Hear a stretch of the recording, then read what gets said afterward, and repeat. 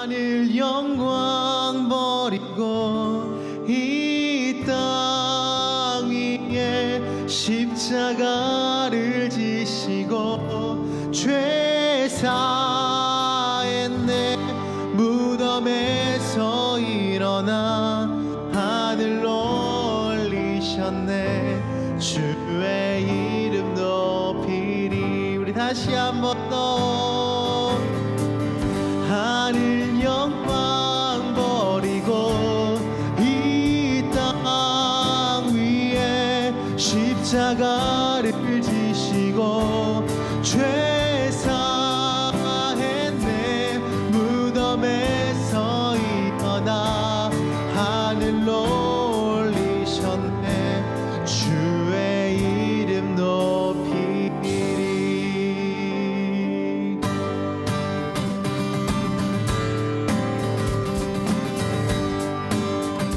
함께 우리 주님의 이름을 높이며 나가십시다. 주의 이름 높이며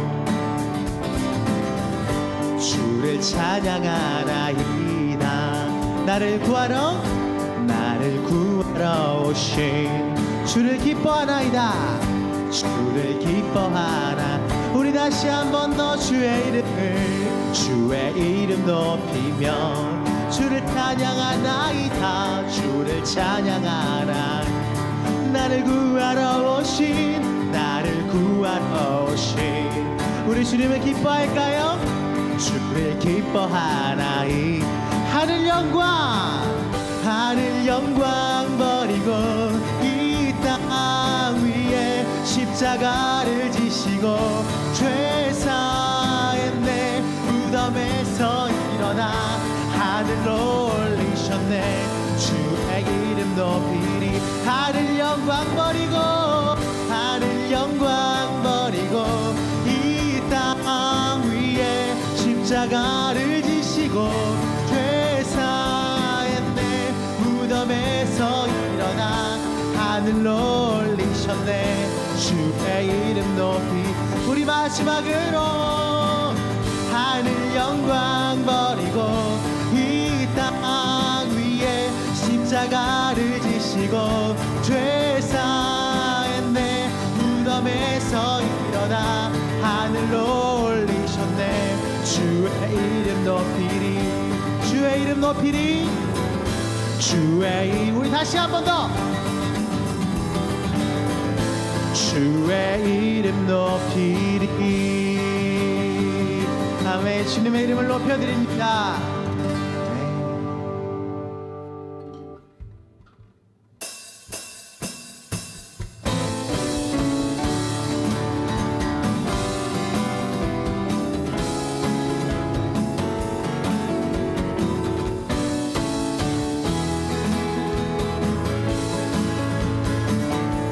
살아계신 주님을 함께 찬양하십시다.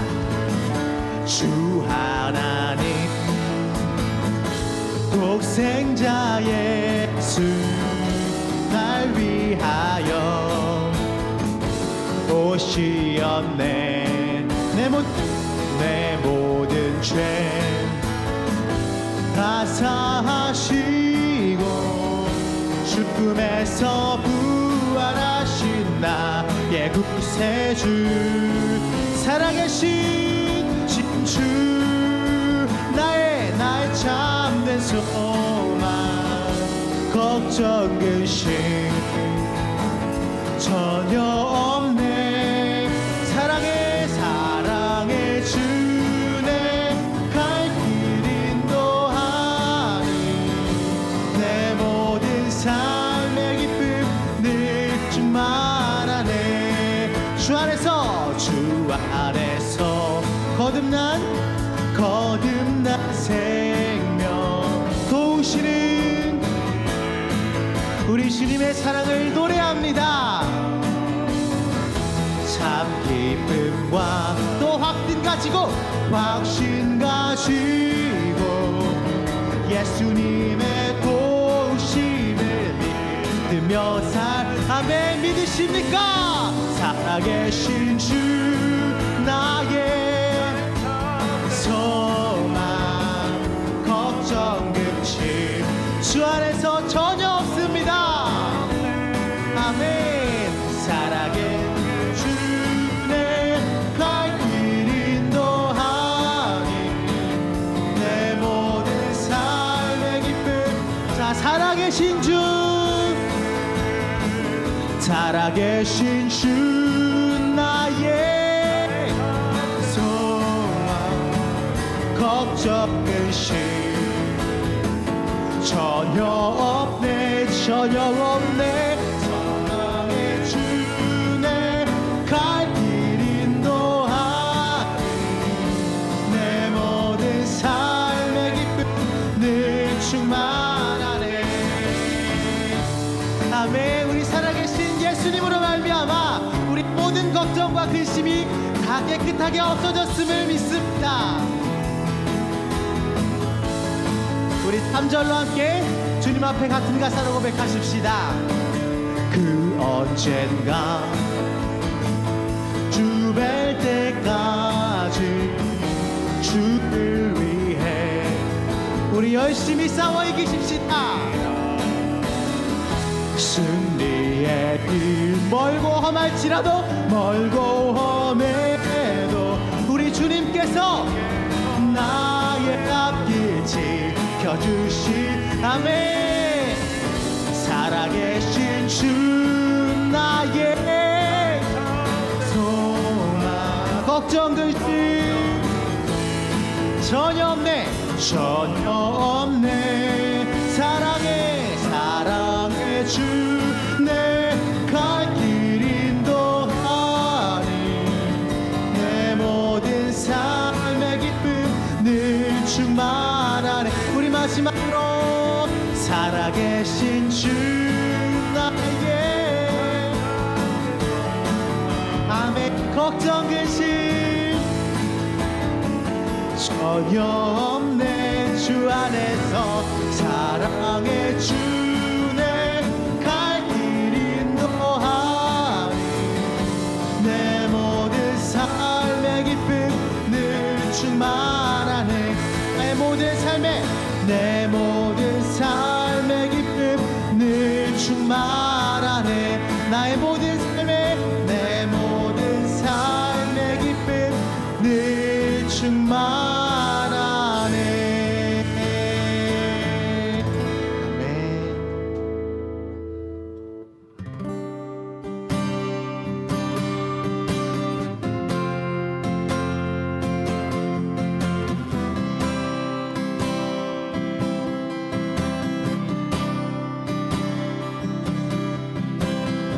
예수 부활했으니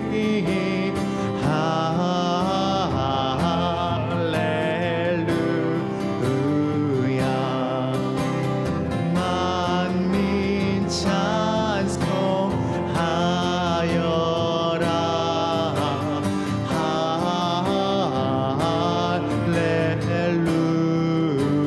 할렐루야. 천사들이 즐거워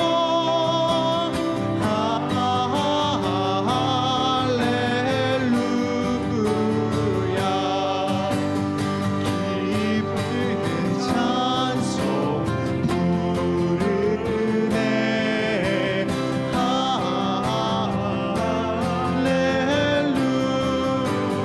할렐루야. 2절로요. 대속하신 주 예수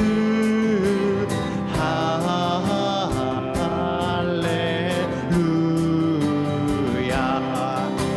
선한 싸움 이겼네. 할렐루야.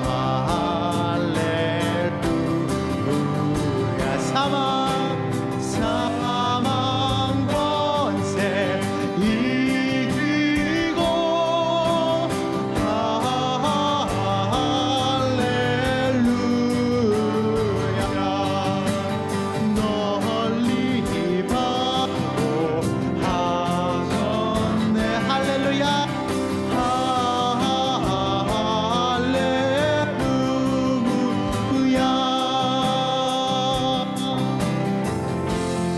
권세 이긴 주 마귀 권세 이긴 주 할렐루야 왕의 왕이 되셨네 할렐루야 높은 이름 세상에 할렐루야 널리 받고 하겠네 할렐루야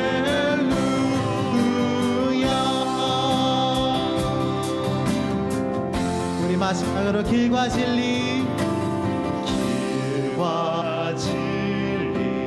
되신 주 할렐루야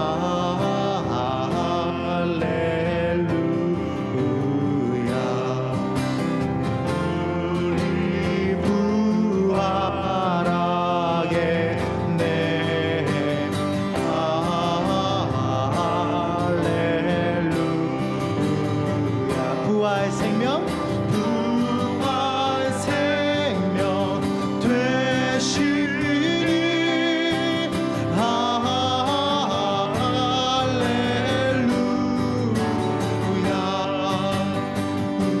우리 부활하겠네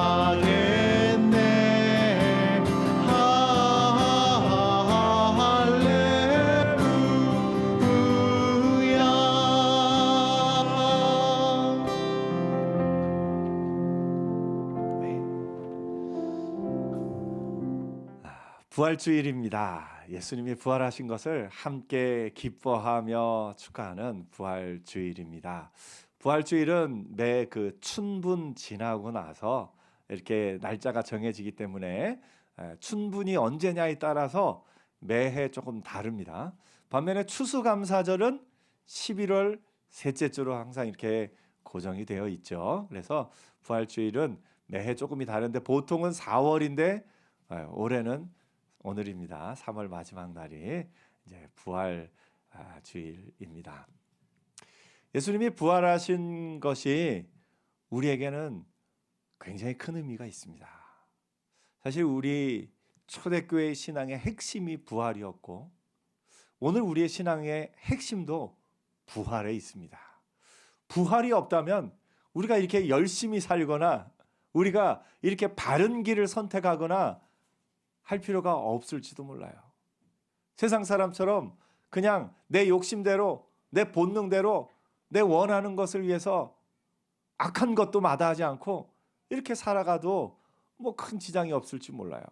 그렇지만 우리의 죽음 뒤에는 분명한 심판이 있고 그 심판 뒤에 우리가 천국과 지옥이 있다는 것을 알고 그 은혜를 알기 때문에 그 부활의 신앙이 있기 때문에 우리 가운데 예수 안에서 사는 삶이 있는 것을 보게 됩니다. 안식 후 첫날이다 얘기했습니다. 안식일이 보통 토요일이죠. 그래서 안식 후 첫날 안식일에 대해서 혹시 궁금해하시는 분들이 있을까봐 이스라엘 백성의 안식일은 토요일입니다. 그래서 안식일을 기억하여 거룩히 지키라 해서 이스라엘 사람들은 안식일을 지키는데 안식일의 기준은 금요일 날 해가 지면 토요일이 시작되는 거예요.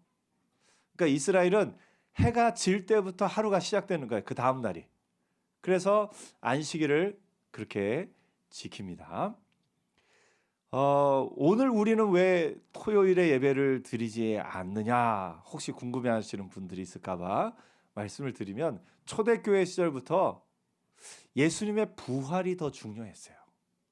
그래서 예수님이 부활하셨음을 기억하고 예배하는 것이 훨씬 더 중요했습니다. 그렇기 때문에 우리는 안식 후 첫날 토요일이 지난 주일날 이렇게 예배를 드리는 겁니다. 그래서 성경에 마태, 마가, 누가, 요한 전부 다 안식 후 첫날이라는 단어를 굉장히 동일하게 사용하고 있습니다. 그래서 주일은 안식 후 첫날에 해당하는 날이 주일입니다. 그래서 매 주일마다 우리가 사실 예배하는 것은 예수님의 부활을 기억하고 예수님의 부활을 기념하는 예배가 주일 예배인 것을 우리가 한 번 더 기억할 필요가 있습니다. 안식 후 첫날 일찍이 아직 어두울 때 막달라 마리아가 무덤에 와서 누가 왔습니까? 막달라 마리아가 여인들이 왔습니다. 이것은 굉장히 의미 있는 일입니다. 예수님 시대의 여성들의 지위는 지금 오늘날과는 비교할 수 없는, 사실은 오늘날의 여성들의 지위는 바로 100년 전과도 비교할 수 없는 그런 위치에 있습니다. 왜냐하면 100년 전에는요 투표권도 없었어요. 남자들만 투표했어요. 이제 여자들에게 투표권이 생긴 지 채 100년 안팎이 된 거예요. 그러니까 지금 이 우리나라의 여성분들은 가장 여성이 이런 권리를 갖고 있는 때에 태어난 겁니다. 물론 이제 더 이렇게 해야 될 때도 있지만, 해야 될 부분이 여전히 있기는 하지만 역사적으로 보면 그렇습니다. 그러니까 100년 전만 해도 그랬는데 예수님 시대에는 어땠을까요? 좀 죄송한 말씀입니다만 예수님 시대의 유대인들은 여성의 위치를 어느 정도로 생각했냐면, 남자들이 가진 모든 직업을 이렇게 순서대로 이렇게 쭉 하면 제일 아래쪽에, 우리나라 조선 시대 남자들의 직업 가운데 제일 아래쪽에 어떤 직업이 있었을까요? 보통 이제 백정이라고 얘기를 하죠. 그런 제일 낮은 직업이 있다면 그 바로 밑에 여자가 있다, 이렇게 얘기를 합니다. 그러니까 예수님 시대의 여성들은 그런 어떤 위치에 있었기 때문에 예수님이 말씀을 가르치시고 이적을 베푸고 할 때 가까이에 가지를 못했어요. 그러니까 예수님의 바로 곁에는 남자들이 있는 겁니다. 심지어 어린아이들도 가까이 가지 못하고 여자들이 이렇게 오는 것을 봅니다. 우리나라도 처음에 예수 믿었을 때 남자와 여자가 굉장히 구별됐죠. 그래서 옛날 예배당 가운데 여러분 혹시 협산자 예배당 아시나요? 지금도 남아 있는 곳이 있는데 집이 이렇게 기역자로 이렇게 꺾여 있습니다. 그러면 기역자로 꺾인 그 모서리에서 목사님이 설교하시고, 이쪽에는 남자들, 이쪽에는 여자들.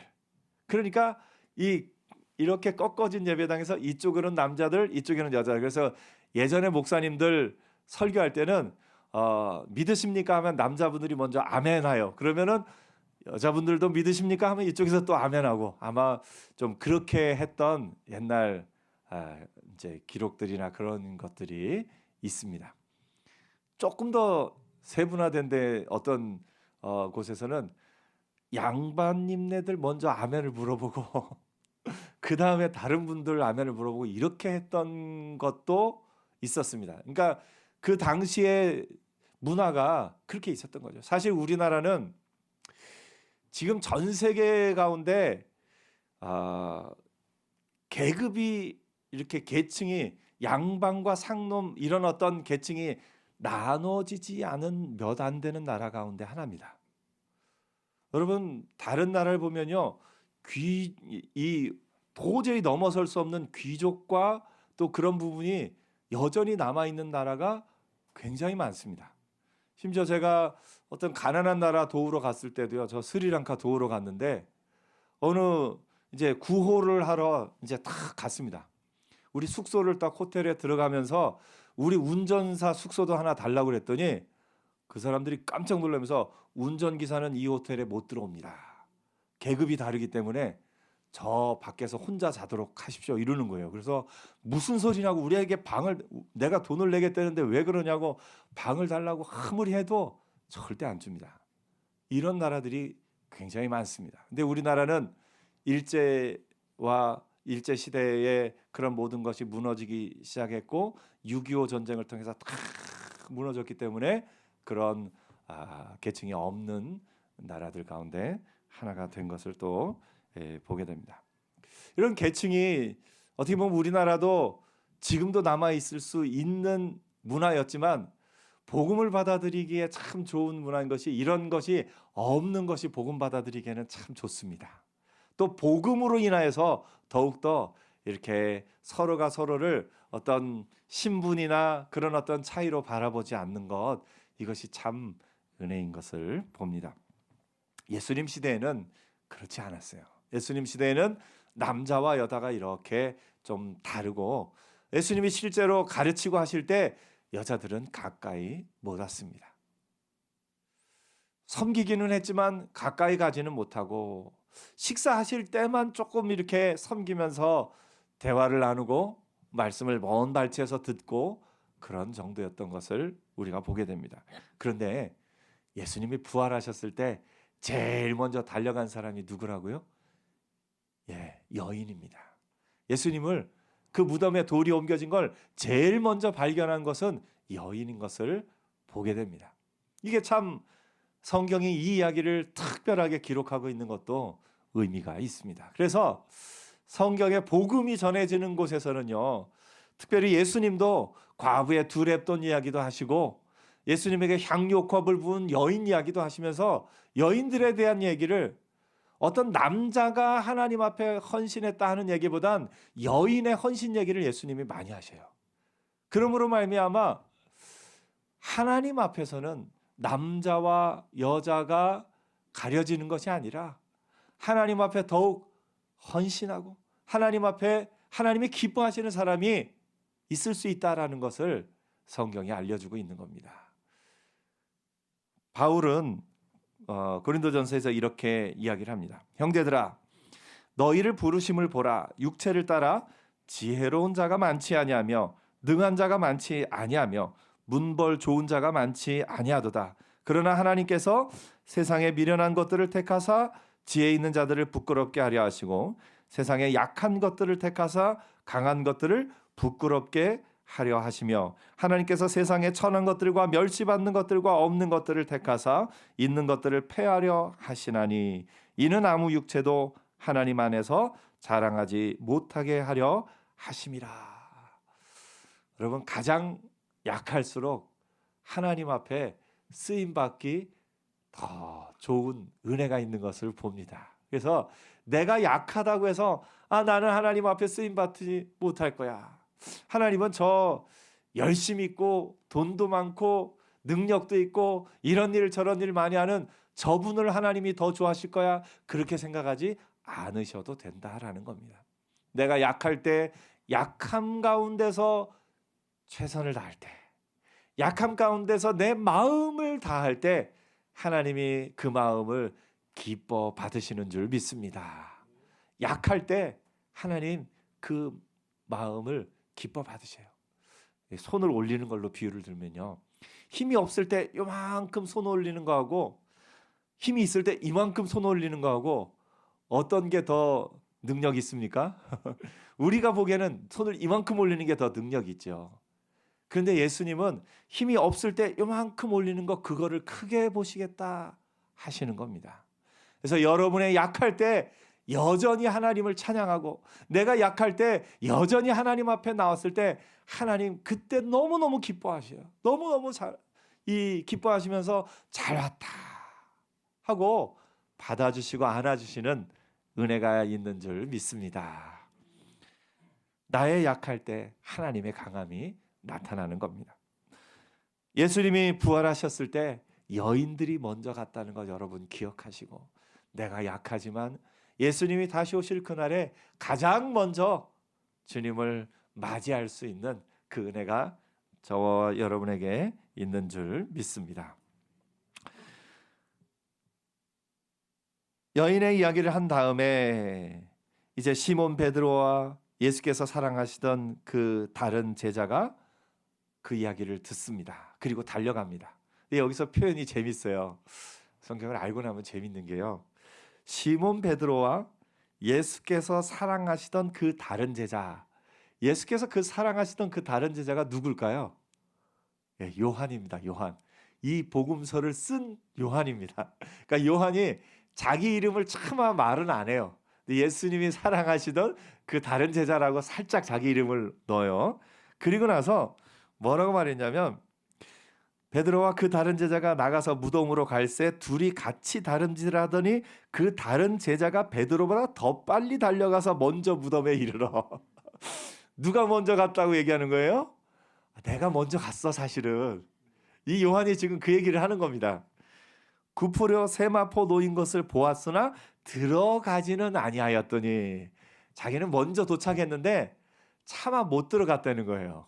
그런 다음에 시몬 베드로는 따라와서 무덤에 들어가 보니 베드로는 아무래도 좀 적극적이죠. 그러니까 도착은 누가 먼저 했어요? 요한이 먼저 했는데 들어간 건 베드로가 먼저 들어갔어요. 그러니까 당시 초대교회 사람들 중에 아마 그런 얘기도 있었을 거예요. 누가 먼저 들어갔느냐. 예전에 그 장로교와 감리교 그런 얘기가 있었어요. 우리나라의 선교사님 중에 언더우드 선교사님이 장로교 선교사님이었고 아펜젤러 선교사님이 감리교 선교사님이었어요. 둘이 같은 배를 타고 인천항에 입항했네요. 누가 먼저 발을 내딛었을까요? 네, 아무도 모릅니다. 근데 그거를 아펜젤러 선교사님이 먼저 내딛었다, 뭐 언더우드 선교사님이 먼저 내딛었다, 아마 그런 얘기들이 조금 있고는 했습니다. 근데 그게 중요한가요? 그렇게 중요하지는 않는데 아무튼 그럴 때가 있었습니다. 아마 초대교회에서도 요한과 베드로가 달려갔는데 베드로가 더 적극적으로 했기 때문에 사람들은 다 베드로가 먼저 가서 보고 그렇게 했다 이 얘기가 전해져 있을 텐데 요한이 살짝 이 얘기를 쓰면서 사실은 말이야 내가 더 빨랐어. 내가 더 먼저 갔는데 나는 차마 그 안에는 못 들어갔는데 베드로는 먼저 들어가서 이렇게 했다라고 그 얘기를 살짝 하고 있는 것을 봅니다. 그리고 나서 이제 여기 구절 가운데 이런 구절이 있어요. 9절에 보면 이렇게 말합니다. 그들을 하면은 베드로하고 요한이죠. 그들은 성경에 그가 죽은 자 가운데서 다시 살아나야 하리라 하신 말씀을 아직 알지 못하더라. 그러니까 아직은 말씀을 아는 게 아니라 8절에 보면 이릅니다. 그때야 무덤에 먼저 갔던 그 다른 제자도 들어가 보고 믿더라. 그러니까 이들은 무덤에 가서 세마포가 놓인 것을 보고 그 머리에 또 쌌던 수건이 놓인 것을 보고 믿습니다. 아, 예수님이 부활하셨구나 믿어요. 이거는 그 나사로가 나온 것과는 다릅니다. 나사로는 어떻게 나오냐면 이 붕대를 감은 채로 나와요. 머리에 싼 수건도 그대로 동인 채로 나와요. 근데 예수님의 부활은 이게 동인 채로 나오는 것과는 달라요. 예수님의 부활은 그 세마포와 머리를 쌌던 수건이 그 자리에 그대로 있는 거예요. 그러면서 예수님의 부활은 이 부활하신 몸이 예전의 몸과 전혀 다른 몸이 아니라 그 부활이 예전의 예수님과 부활하신 십자가에 달려 죽으신 예수님과 부활하신 예수님이 이어져 있음을 우리가 보게 됩니다. 그리고 그 나사로의 부활과는 조금 다른 완전한 부활의 첫 열매가 되셨음을 우리가 이 부분을 통해서 알 수가 있습니다. 베드로와 요한은 세마포와 그 머리를 쌌던 수건을 보면서 믿었습니다. 아, 예수님이 부활하셨구나. 조금 요즘 표현으로 하면 경험해보고 믿은 겁니다. 경험해보고 믿은 거예요. 그런데 그 다음에 9절 말씀, 그들은 성경에 그가 죽은 자 가운데서 다시 살아나라 하신 말씀을 아직 알지 못하더라. 이 말씀은 뭐냐면 경험해보고 직접 보아서 믿었습니다. 사실 초대교회 많은 사람들이 직접 보았기 때문에, 그리고 나중에 사람들은 직접 예수님을 만났기 때문에 믿었어요. 경험으로 믿은 거예요. 근데 요한이 나중에 보니까 경험으로 믿은 믿음보다 더 큰 믿음이 뭐냐면 그가 죽은 자 가운데 다시 살아나야 하리라 성경에 기록된 것으로 믿는 믿음이 큰 것임을 알고, 아직은 성경을 믿은 것이 아니라 직접 경험해보고 믿었다, 이 얘기를 여기다 조금 쓰고 있는 겁니다. 여러분, 직접 경험해보고 믿는 것도 귀한 믿음이지만 더 깊은 믿음은 뭐냐면 말씀을 믿는 겁니다. 오늘 저와 여러분 말씀을 믿는 은혜 있기를 축복합니다. 말씀을 믿는 거 우리가 오늘 삶 속에서 조금 적용을 해보면요, 여러분이 귀한 존재인 것을 아십니까? 잘 모르셔요? 직접 경험해 보니까 내가 좀 괜찮은 사람이야, 나는 귀한 사람이야, 경험해 보고 아십니까? 아니요. 하나님이 그렇게 말씀하셔서 아는 것, 이게 믿음이에요. 내 경험으로 보면 내가 귀해 보일 때도 있지만 그렇지 않아 보일 때도 있어요. 내가 뭔가 하나님의 말씀대로 살고 금식도 하고, 이번 주에 제가 지난주에 광고를 드렸더니 여러분이 참 은혜 가운데 열심으로 참여해 주셔서 금식에도 참여하시고 매일 한 끼씩 금식한 분도 계시다 그러네요. 또 새벽 기도도 또 이렇게 많이 나오시고, 너무너무 저도 감동이 있는데 하나님도 여러분의 그 헌신을 기뻐하셨을 줄 믿습니다. 내가 그렇게 하나님 앞에 뭔가 금식도 하고 뭔가 열심히 하고 그럴 때는 내가 진짜 믿음이 좀 있는 사람인 것 같고 내가 귀해 보이는 사람인 것 같다가도 집에서 나도 모르게 싸우고 나면, 누군가에 대해서 막 분노하고 나면, 어떤 일로 말미암아 힘든 일이 있고 나면 나는 왜 그럴까? 나는 참 연약하다. 나는 참 왜 이런 거 하나도 못 참을까? 그런 마음이 내 안에 들기도 합니다. 그러니까 경험에 의지하면은요, 좋을 때는 한없이 좋다가 안 좋을 때는 왜 그럴까? 내가 또 실수했네. 또 요거 못 견디고 하고서 자책하는 마음이 드는 것이 사람입니다. 그래서 경험에 의한 믿음도 귀한 믿음이지만 그건 좀 흔들릴 때가 있습니다. 그런데 흔들리지 않는 것은 뭐냐면 말씀을 근거한 믿음은 흔들리지 않습니다. 하나님이 나를 귀하다 하셨어. 성경에 내가 너를 보배롭고 존귀하게 여기노라. 하나님이 나를 귀하다 하셔서 나는 귀한 사람이야. 말씀에 근거하여 믿으면 흔들리지 않습니다. 나는 하나님의 자녀야. 내 경험에 근거하면 어느 때는 하나님의 자녀인 것 같아요. 그래도 꽤 괜찮은 모습이 있어요. 근데 어느 때는 나 자신을 보면 내가 하나님의 자녀 맞나 싶을 때가 있어요.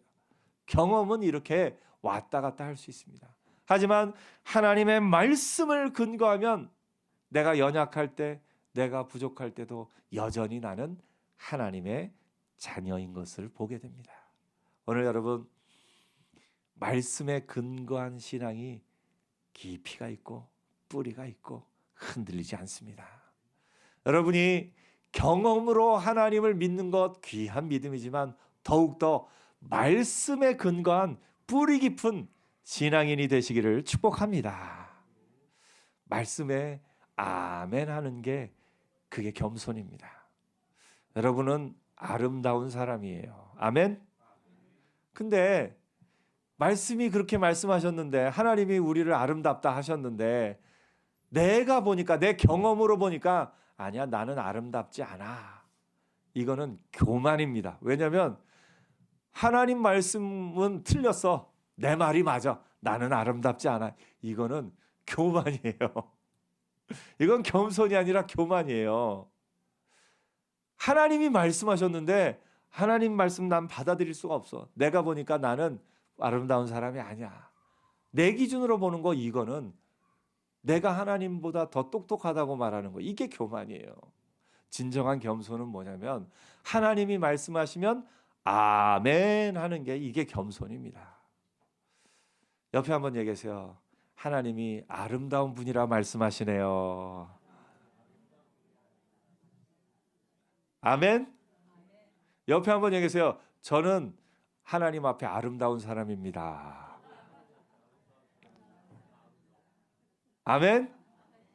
이거 하나님이 말씀하셨으니까 아멘하고 받아들이는 것, 이게 믿음이에요.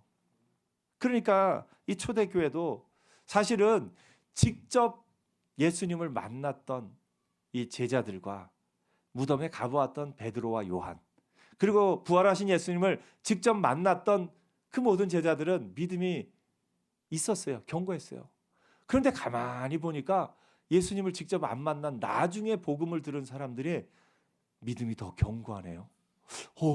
뭐지? 말씀을 근거로 믿는구나. 하나님의 말씀을 근거로 믿는데 하나님이 이렇게 견고한 믿음을 주시는구나. 오히려 내 경험을 봤을 때는 흔들리는데, 경험은 견고할 때도 있지만 흔들리는데 말씀에 근거한 믿음은 흔들리지 않는구나. 이것을 보게 되는 겁니다. 오늘 여러분, 저와 여러분이 말씀에 근거한 견고한 믿음이시기를 축복합니다. 우리가 요즘에 큐티하고 우리가 요즘에 하나님의 말씀을 계속 암송하고 하는 이유가 뭡니까? 말씀에 근거한 신앙이 견고함을 알기 때문에 그렇습니다. 우리나라 처음에 왔던 선교사님들이 우리나라에 대해서 얘기하면서 사실 우리나라가 그렇게 이렇게 막 부지런하거나 막 정직하거나 그랬던 문화는 아니었던 것 같습니다. 구한말에 우리나라는 조금 게으름과 거짓말과 속이는 것이 만연했던 그런 어떤 좋지 않은 문화가 있었어요. 하지만 딱 하나 선교사님들이 우리나라의 핵심적인 이 편지 구절이 하나 있는데, 본국에 편지를 보내면서 대한민국 사람들은 바이블 러빙 피플이다. 성경을 사랑하는 민족이다. 그 성경을 사랑하는 그 사랑이 지금 한국교회를 만든 줄 믿습니다. 이제 한국교회가 앞으로 갈 길도 말씀 위에 서는 길이 가장 견고한 길인 것을 보게 됩니다. 오늘 여러분이 구원 얻은 것, 여러분의 감정이나 경험 때문에 내가 어떤 뜨거운 체험, 물론 그것도 귀합니다. 하나님의 은혜 안에서 뜨거운 체험을 해서 어떤 기적을 경험해서 하나님을 믿는 것 귀한 믿음입니다. 하지만 보다 더 말씀에 근거해서 하나님이 나를 사랑하시고 나를 자녀 삼으시고 나를 하나님의 백성으로 살게 하셨다는 그 말씀에 근거한 믿음으로 견고히 서가는 저와 여러분 모두가 되기를 축복합니다. 기도하겠습니다.